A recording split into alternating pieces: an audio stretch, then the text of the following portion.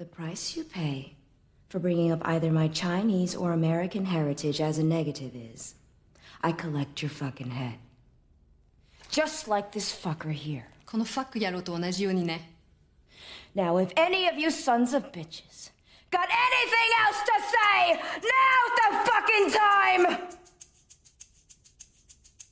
I didn't think so.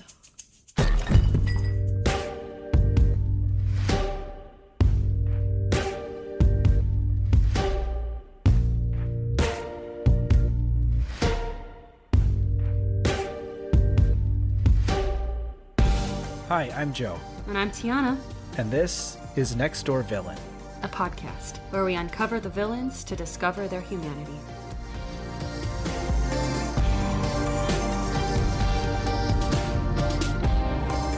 Hey everyone, welcome back to Next Door Villain. We have a very special episode today because we have a guest today to talk about O-Ren Ishii from Kill Bill. And I want to welcome Annie Prafcke. Thanks for having me. Thanks for being here to talk about O-Ren Ishii. Annie, you requested this villain, so I know you have lots to say about her. But first, I do want to introduce you to everyone.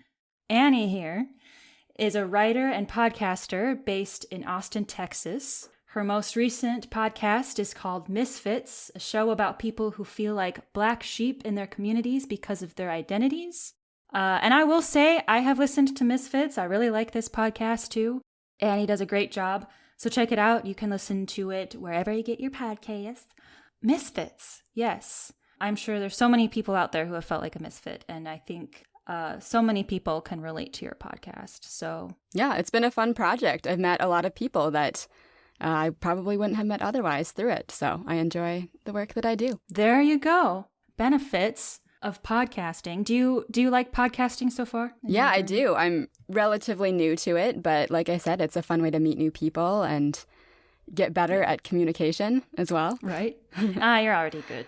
But again, benefits. Yeah, so we're here today. Both Annie and I are going to talk about the slicing, dicing, Cottonmouth, Deadly Viper squad lady from the Deadly Viper Assassination Squad.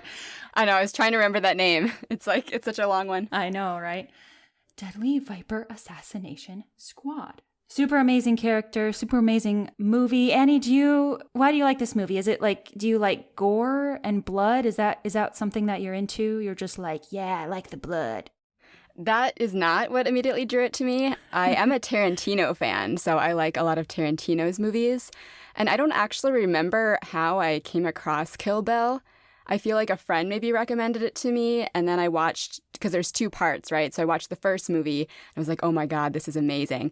And so then it took me a while to find the second half, and then I was walking through like a little market one day, and they were selling old DVDs, and I saw there was like the Kill Bill 2, and so then I picked it up and I watched the second one, and I could finish it. But I loved it from the very beginning. Nice. I actually didn't see the Kill Bill movies until very recently, and I'm really glad that you told me to watch them because mind-blowing, by the way. But before we get into all that, we need to do a challenge. I've been dreading this. You've been dreading? You don't need to worry about it. It's just for fun. Basically where we try to summarize information about the villain in 30 seconds or less with no preparation time. So, listeners, I don't think they would be too hard on us. We don't prep for this. It's just for fun. But people can vote who did the better job. So no pressure, but you're being judged explicitly. Sometimes we put some stakes on it, like whoever is the loser has to do something, blah, blah, blah. I don't know. Do you want to do that? It's up to you. No pressure. What kind of things do you make people do? Like, maybe as a punishment, someone needs to dramatically say one of O-Ren Ishii's lines and post it on Instagram or something. Okay, sure. I'm down for it. That's a deal. All right. Whoever loses has to dramatically say one of O-Ren Ishii's lines on Instagram and post it. See, not too bad of a stake, right? Who wants to go first? Do you want to get this over with, or do you want me to go first? Oh, I definitely want to get it over with. Okay. And it has things to say, so I'm not just repeating whatever you say. True. Okay. 3, 2, 1, go. Okay, O-Ren Ishii is half Chinese, Japanese American. She grew up on an American military base in Tokyo, and at age 9, she witnessed the murder of both of her parents by a crime boss, Matsumoto. And after that moment, she was hellbent on revenge, which she did seek by killing her parents' killers at age 11. And then she became a part of the Bill's deadly Viper assassination squad, and she tried to kill the bride. Nice. You even remember the name of the boss, of the mafia boss. Yes, I did look it up ahead of time so that I would remember that. I think you should get a lot of brownie points for that. Listeners, take note. All right, I'm going to count myself down. 3, 2, 1. All right, so O-Ren Ishii is a member of the Deadly Viper assassination squad, and her nickname is Cottonmouth, and she was a part of that attempted assassination of the bride, and so the bride now seeks revenge, and so now the bride and O-Ren Ishii fought each other in the snow, and O-Ren Ishii got scalped, and blood went everywhere, and she died. The end. Well, I think combined we have it down. Right? I think that's the best part, when we work together even though we're competing. That's right. I guess neither of us mentioned, though, the Crazy 88, this whole army that she has working for her. True, that is a good point. She is the queen of the Tokyo Underground and oversees the Crazy 88. 88 people, that's a lot of people. It's impressive. It is. That's a lot of management skills that one has to have in order to basically like oversee the equivalent of like a small company. It's true. And she runs all of the crime organizations. I think the Crazy 8 are just like her bodyguards. So she's probably managing a lot of people. Damn. So in this episode, we're going to talk about like how we relate to O-Ren Ishii, or what we can learn from her, or how we empathize with her, or how we can understand her. All of the above, basically. So I do want to ask you, Annie, what do you think about O-Ren Ishii? How do you empathize with her? What do you like about her? How do you relate to her? Anything? Yeah, I think I wish I was like O-Ren Ishii in some ways. I don't condone murder. I'll state that first. But I think she's a very cool character. She's very powerful. Like, it was always cool for me to see both a female who was powerful and a leader, and also an Asian character, just because there weren't very many of those growing up. And I also thought it was cool that she's supposed to have some Chinese American heritage and that she's a contemporary character, because a lot of the Asian characters that I did see growing up were more like Mulan, and so always took place in the past and were kind of in a fantasy imagination of what kind of Asia is, or what it's like to be Asian. So I admire her for that, and she's also just a badass, which is cool. Yeah, and Lucy Liu played her. And that's really cool. I even have this quote that Lucy Liu said. It was in one of the articles. She said, "I felt like I really understood her character. In my mind, she was a survivor, and it was either kill or be killed." That's very true. She kind of has like this marriage of beauty and violence and power. Marriage of like traditional femininity and masculinity, right? Of being beautiful and having poise and charm, along with carrying out bloodshed. And that's just impressive, right? Yeah, one thing that I think is kind of interesting about her character, so the article that you're referring to, it was an op-ed that Lucy Liu, I believe, wrote for the Washington Post, and she was kind of arguing against a Teen Vogue article that had called O-Ren Ishii a dragon lady. And they were trying to explain that the dragon lady is one of the stereotypes that's often used to portray Asian women in media as kind of a cold, unemotional, kind of just vicious woman who has very like means to an ends kind of mentality. But she's trying to argue that she doesn't really think that that is kind of the character that she's trying to portray. And I kind of agree. I think in some ways she exhibits some of those qualities, but so do all of the other women in that film. Like, it's supposed to be a film about these powerful women who will do anything to get their revenge and to get to what they want to.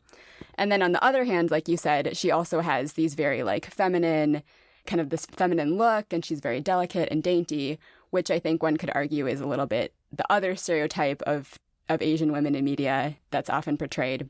But I think in being both, that makes her a more complex character, and it makes her more interesting because she has these both sides to her, which I think is cool. And I think it's something that also draws me to the character. It's like, well, she's not all that she may appear to be on the surface. For sure. Did you like the scene where that bozo or whatever commented on her race and she runs down and chops his head off?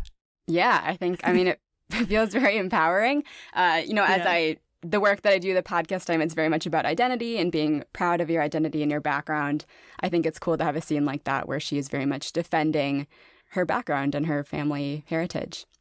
One thing I think is kind of interesting too, so I'm not an expert on like Japanese culture, I'm not Japanese, nor have I lived there, but one thing I have read for other things is that probably like in a lot of places in Japan, there's kind of this racial purity myth. And so there's a lot of value placed on people who are, quote unquote, fully Japanese or 100%, and people who are of mixed heritage sometimes face discrimination. I think they even have a term, I think like haiku. So I know people like Naomi Osaka, for example, have talked about, well, a lot of people really love her and she's this amazing Japanese tennis player. There is backlash because she is not 100% Japanese blood, I guess. She has, I believe, Haitian background as well. And so I know that there is still some of that discrimination like there is in a lot of other places as well. Right. So O-Ren Ishii is like, fuck that. Like, shut up. Like, definitely. She doesn't let anyone get in her way. Right. She's very confident in herself. Her request is very reasonable. It's okay to like express your opinion, or if you have an issue with something, like she says in the movie, you can talk to her. And she is open. But if you cross that line, just one thing, right? And saying something negative about her background and her race. Reasonable. Decapitated. Yeah. Reasonable. I think that when I was reading kind of about her character, it was like on some wiki fan page or something. But they were arguing kind of that is one way that we can empathize with her or see her as a positive character. As a leader, she is opening the door for collaboration and for other people to question her motives and her leadership, but you just can't cross certain lines, which I think is a very good thing. Maybe her punishment for it or her consequences are a little bit harsh, but I think where her lines are makes sense. Right. And I feel like in the context of being an assassin, running assassins, and I think it's a perfectly reasonable punishment given the context, because like if someone says something about her race or think that she's incompetent, they could try to kill her, basically, is what I'm trying to say. Like they could try to kill her, right? Like in this context and in this world of a bunch of assassins.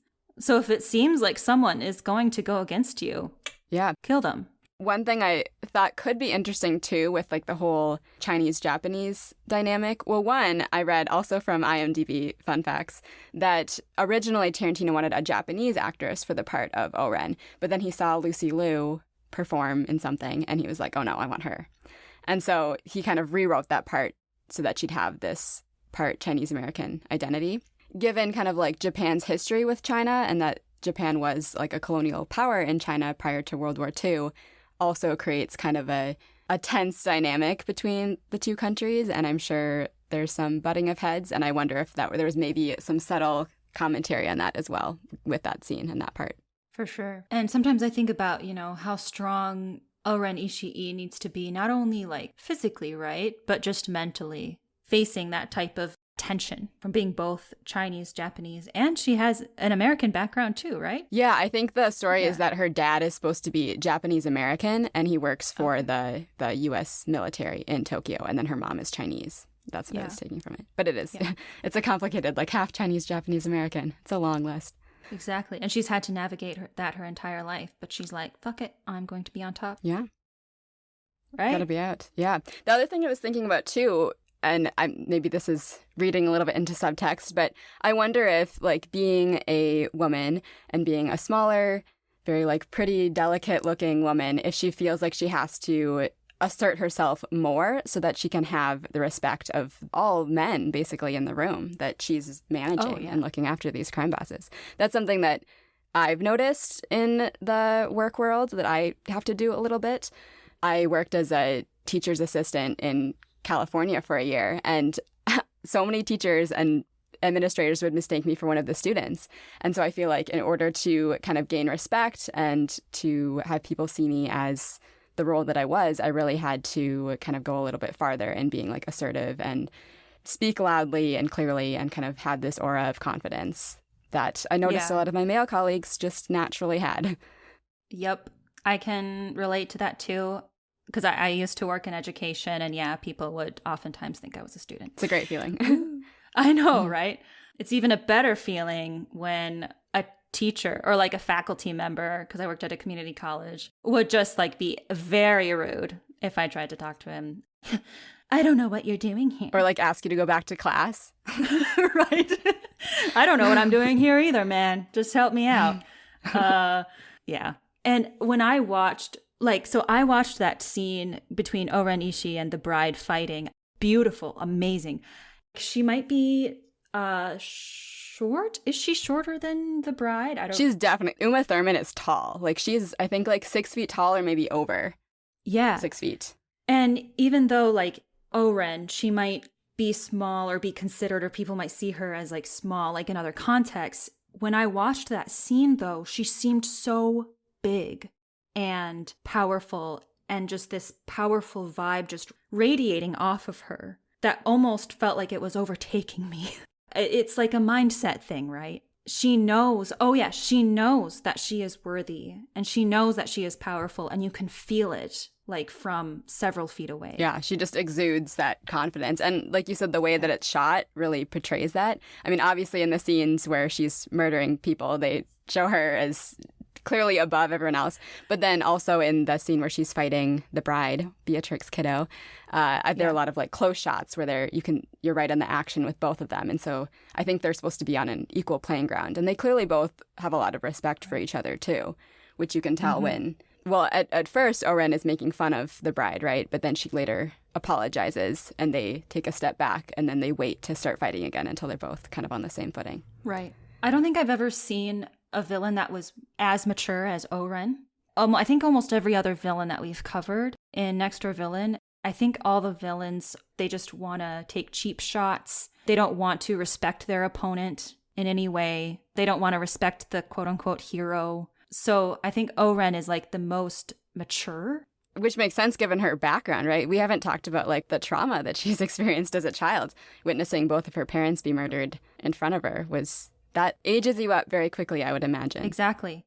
Yeah. I mean, I think, as we're in a podcast that is talking about empathizing with villains, I think O-Ren is an easier villain to empathize with because they do this very long sequence that's in kind of an animation graphic novel style of her background as a kid witnessing both of her parents get murdered. And it's a very like touching scene, even though it's like very over the top in Tarantino style.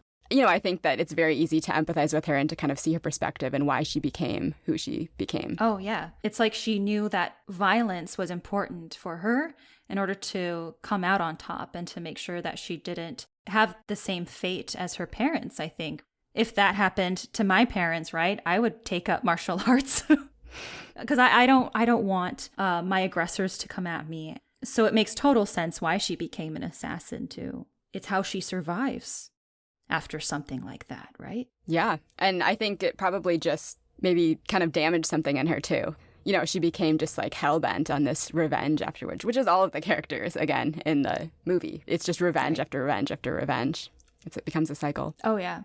One thing that I did want to say too is that I couldn't see myself in O-Ren a whole lot because I felt like she was so much better than me in so many ways, which is great. So I felt like, I can learn from her. Something I can learn from O-Ren is how to know your worth.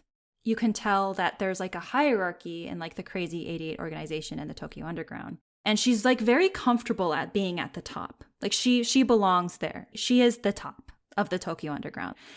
And the opponent, the bride, has to be worthy enough to fight her. And so O-Ren tests the bride's worthiness, right? By like having the bride get through her subordinates, like the Crazy Eight and Go-Go.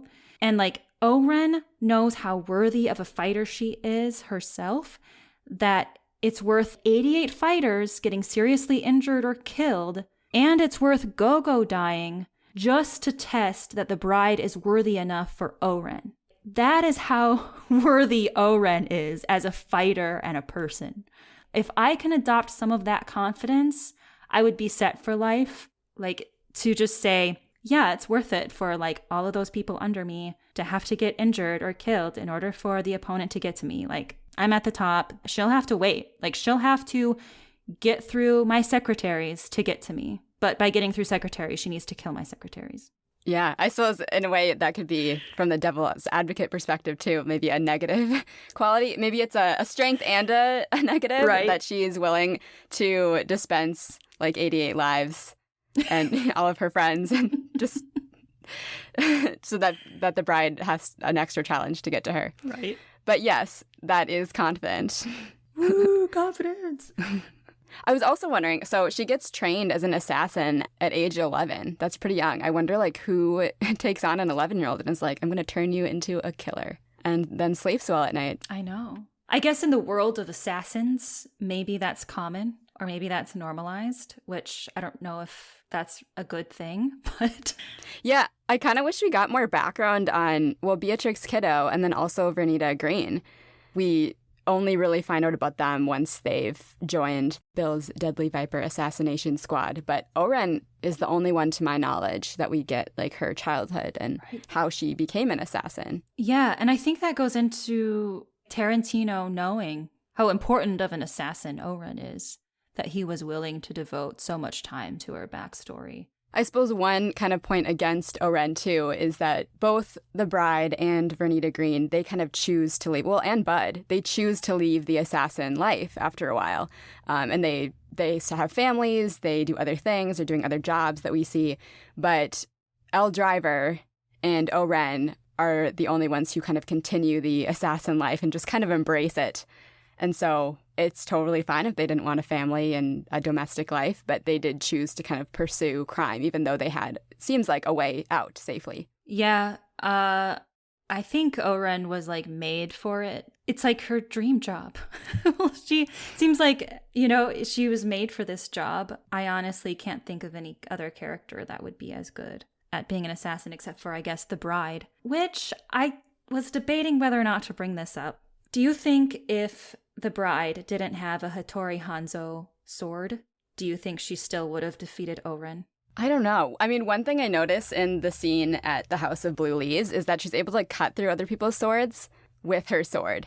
And that seems to be something that other people can't do, which would give you an advantage.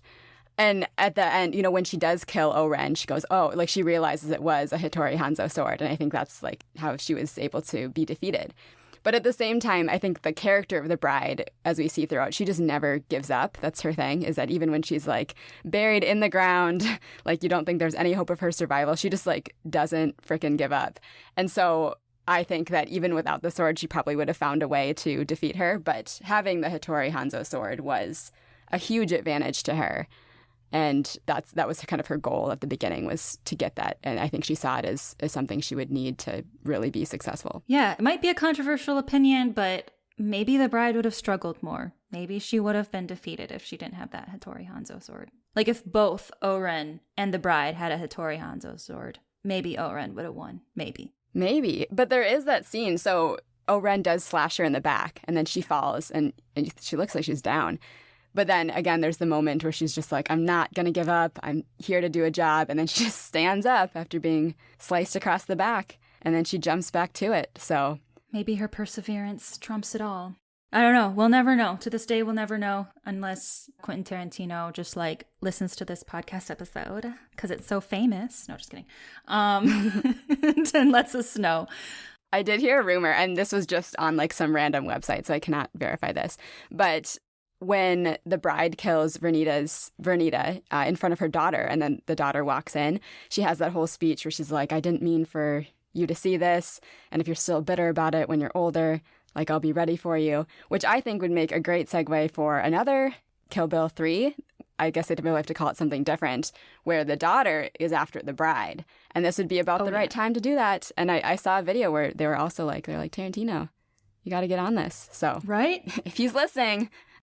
So I also wanted to talk a bit about how, like, O-Ren is considered the villain in this movie just because she was with Bill and participated in the act of assassinating those people in the church during that wedding rehearsal.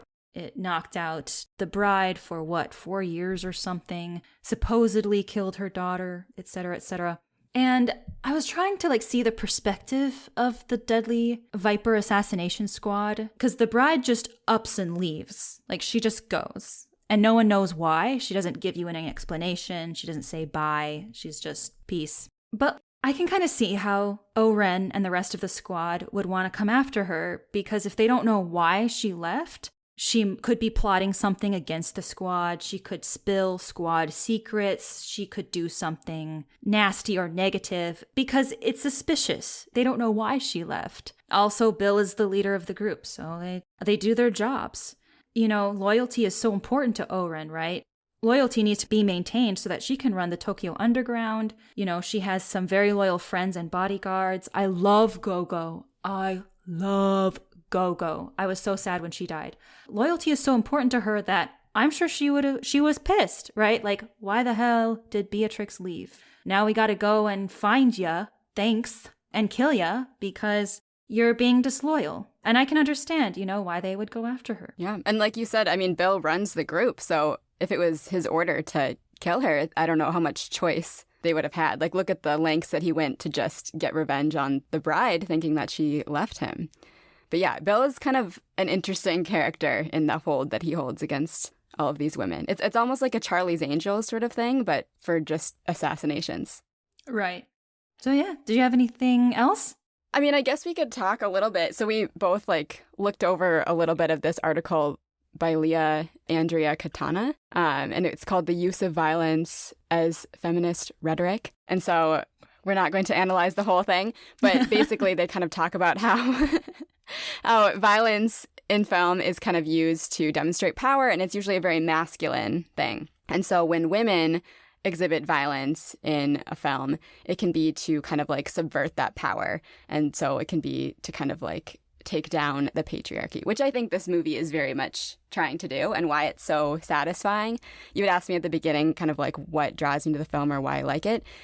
Well, I obviously don't condone violence or murder, as I said. It's very satisfying to see all of these powerful women just take down the men. And really their biggest competition is largely each other, and the men are kind of for example, the Crazy 88. They're just pretty easy obstacles to get through to get to each other. Oh yeah, they challenge the status quo when it's women enacting violence, and that can be really empowering. The best assassins are women, and it's kind of rare that you see that, especially when the movie came out 2001. Not as many movies showed women in that type of power before. It's a statement of power, too. They aren't vulnerable to aggressors, right? And to male aggressors. Kind of piggybacking off of that point, throughout the film, there are all these moments where the women are vulnerable or in kind of a position where they could have been either were or could have been sexually assaulted, and then they use violence to kind of come out on top. So at the beginning, the bride is down and in a very vulnerable position, and it's kind of implied that her whole revenge plot is to get revenge on the pregnancy that she lost, or that we think she loses. And then we have, Go-Go. She just stabs that guy to kind of show him what penetration is like. She has that scene where she asks him if he wants to penetrate her, and he's like, yes, and then she stabs him. And then she's like, well, now I'm penetrating you. And then we have O-Ren obviously gets revenge on her parents' killer by seducing this crime boss because he is a pedophile and she's a young girl then. And she seduces him to get him to come in before she stabs him. And then the bride gets revenge on her rapist as well when she's in the coma. Or one of the early scenes when she's in the hospital still. Exactly. Because people can look at this movie and be like, ooh, violence, that's really evil. But you can look at it as a very empowering thing. I condone murder and violence. No, I don't know. I'm That's on air now. I'm gonna go murder. No, I'm not.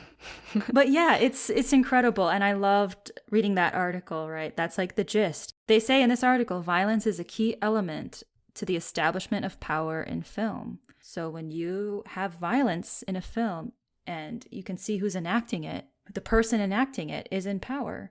So like going off of the violence situation, right? Like she enacts this violence to create dominance and to like maintain her power in the world. And I don't blame her for doing that.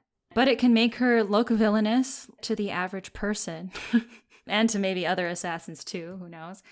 But what I want to know, what is an act that you do or a quality that you possess that might make you look villainous, but actually helps you maintain your power in the world? Yeah, I think, well, ever since I was little, I've been described as bossy by some. Oh, really? Notably my family members. And, well, I think sometimes it may be justified. I think a lot of times I just, again, I think I'm often perceived as kind of like this very petite Asian woman, and people expect me to be very passive and to not have strong opinions. And so I feel like I have to kind of like exaggerate and like be a little over assertive sometimes just to get my voice heard and to have people listen to me and respect what I'm trying to do. So I don't plan on stopping. Yeah, please don't. Maybe I can learn from you too, because I want to be more assertive, or I want to be more bossy. I have a hard time actually doing that. So, yeah, I'm curious to hear from you. I'm curious to hear from you, though. What quality? All right. So, the other day, I cracked an egg. And, like, cracking an egg is, like, one of the easiest things that a person could ever do. But lo and behold, I still got, like, some egg shell crumbs in the egg yolk in the bowl. And I had to, like, stick my finger in there and, like, drag out the shell. And I just have never been that great of a cook. And I do try, like I can make some things, but it's just not really my thing. And I know that makes me look like a lazy millennial and blah, blah, blah, whatever. So my husband actually cooks for me. That's the dream, right? It is. It is the dream.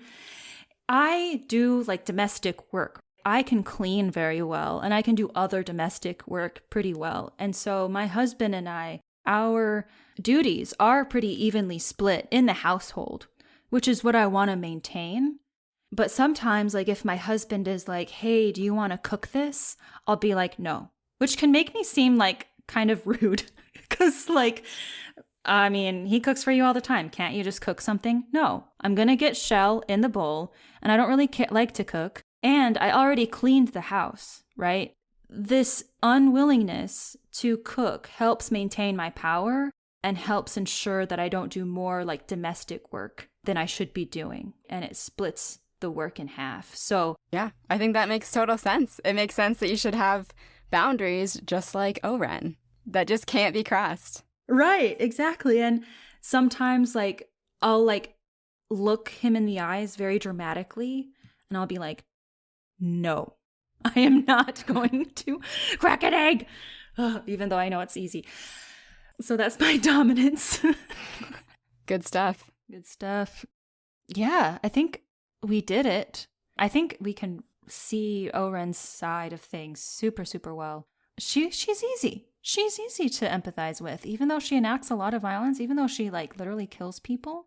Yeah, I think she's a very well-written character. Like she's complex. If you have said everything you want to say, we can share our little poems, our haiku and tanka. Because you have two, right? Yeah. So you could do your tanka, then I could do my haiku, and then we could end on your tanka. Sweet. Let's do it. So I want to premise is that I'm not a poet. Tiana's the writer. So keep that in mind when you're judging these. So the first tanka is, I am Cottonmouth. They also call me O-Ren, Bill's deadly viper, Tokyo underworld queen, boss of the crazy 88. Beautiful. All right, here's my haiku. Slice my head open, bitch. Make room for my crown. Red against snow makes pink. I can't snap very well, so I don't know if you can hear that. You're doing great, tanka Dawn. 2. Witnessed parents' death. Assassin at 11. Hellbent on revenge. Beatrix had it coming. No one betrays the Vipers. That's right. No one betrays the Vipers. Remember that. Forever. Or we'll come after you. That's Just true. kidding. We won't. Never say never. Not a threat. No. Cool. Well, that was our episode on O-Ren Ishii from Kill Bill Volume 1. I will put this in the episode notes, but feel free to check out Misfits by Annie Prafcke. Yeah, if you listen to the show, that would be great. It's a relatively new podcast, but like I said, talk to a lot of people from different backgrounds and you can learn some fun stuff. And also, I talk a lot about my background unintentionally, so you'll find out things about me too. Cool, cool. And what do you have an Instagram for Misfits too? Yeah, so the Instagram and the Twitter for Misfits is ACXP Misfits. And if you're wondering what those strange assortment of letters are, they're actually my initials. So Anna Caroline Xinghua Prafcke, but I go by Annie. So. Oh, nice. So yeah, follow Misfits on Instagram. Check out the podcast. If you like this podcast episode, feel free to rate on Apple Podcasts or Spotify. Share with a friend, please, especially a Kill Bill fan or a Blood and Gore fan or Tarantino fan, all of the above. This has been wonderful and beautiful and amazing. Thank you all for listening. Thanks for having me.